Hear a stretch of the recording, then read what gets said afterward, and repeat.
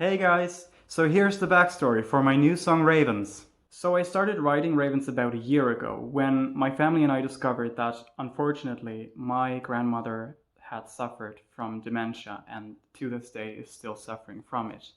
Um, we had started noticing that some things had been off with her a while ago before that, but it's really only gotten very bad and very advanced in the past year.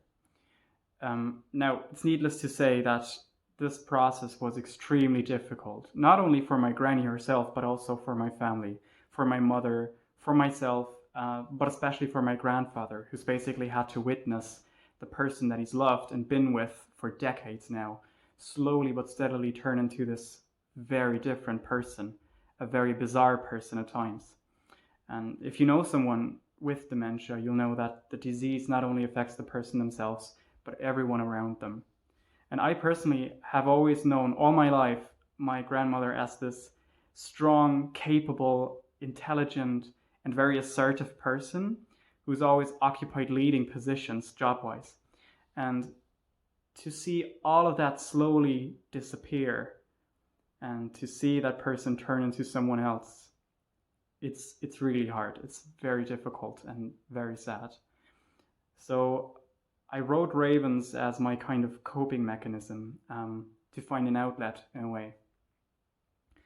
And in the past year, I've read a lot of stuff about Nordic mythology, and I came across this really interesting story about two ravens who are called Hugin and Munin. And the two of them are basically the pet ravens of the Nordic god Odin. And they fly out into the world every day and come back in the evening and report to Odin what they've seen, what's happened in the world. So basically, they are his eyes and ears. And their names translate roughly into thought and memory. So I thought all of that should be quite fitting for my lyrical starting point.